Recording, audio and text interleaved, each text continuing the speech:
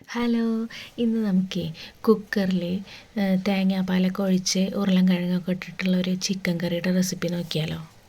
അതിനായിട്ട് കുക്കർ അടുപ്പിൽ വെച്ചിട്ട് കുറച്ച് വെളിച്ചെണ്ണ ഒഴിച്ച് കൊടുക്കാം. അതിലേക്ക് 4 സവാള നൈസായിട്ട് അരിഞ്ഞത് ചേർത്ത് അത് ഉപ്പിട്ട് നന്നായി വഴറ്റിയെടുക്കാം. ആ സവാളയിൽ നിന്ന് നിറം മാറി വരുന്ന സമയത്ത് അതിലേക്ക് കുറച്ച് വേപ്പിൻ്റെ ഇല ഇട്ട് കൊടുക്കാം.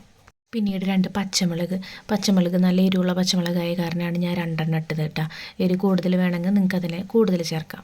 അതിൻ്റെ കൂടെ ഇഞ്ചി വെളുത്തുള്ളി പേസ്റ്റും കൂടി ചേർത്ത് നന്നായി വഴറ്റിയെടുക്കാം.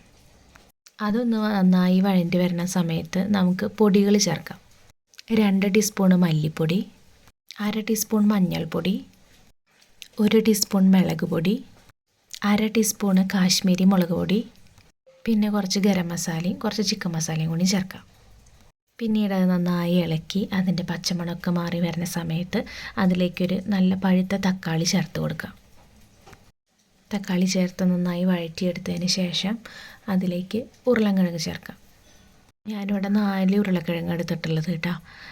അത് ക്യൂബ്സായിട്ട് കട്ട് ചെയ്തിട്ട് അതിലേക്ക് ചേർക്കാം. ഉരുളക്കിഴങ്ങൊക്കെ നന്നായി അതിലേക്ക് ഇളക്കി ചേർക്കാം.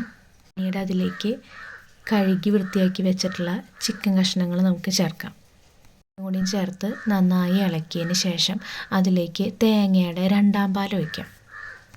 തേങ്ങയുടെ 2ാം പാൽ ചേർത്ത് നന്നായി ഇളക്കി കുക്കർ അടച്ച് 2 വിസിൽ വരുന്നവരെ ഒന്ന് വെയിറ്റ് ചെയ്യാം.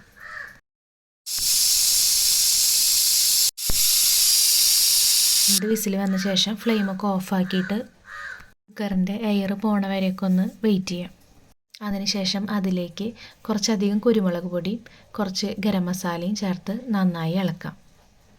അതിനുശേഷം അതിലേക്ക് തേങ്ങയുടെ 1ാം പാൽ ഒഴിക്കാം. അതൊന്ന് ചൂടായി വന്നു കഴിഞ്ഞാൽ നമ്മുടെ ചിക്കൻ കറി റെഡി ആയിട്ടുണ്ട് കേട്ടോ. വെള്ളയപ്പത്തിൻ്റെയും ചപ്പാത്തിയുടെയും പൊറാട്ടയുടെയും എന്തിന് ചോറിൻ്റെ കൂടെ വരെ കഴിക്കാൻ പറ്റും കേട്ടോ. ഈ കറി നല്ല അടിപൊളി കറിയാണേ. ട്രൈ ചെയ്ത് നോക്കിയിട്ട് അഭിപ്രായം പറയണേ. വീഡിയോ ഇഷ്ടമായ ലൈക്ക് ചെയ്യാനും സബ്സ്ക്രൈബ് ചെയ്യാനും മറക്കണ്ട.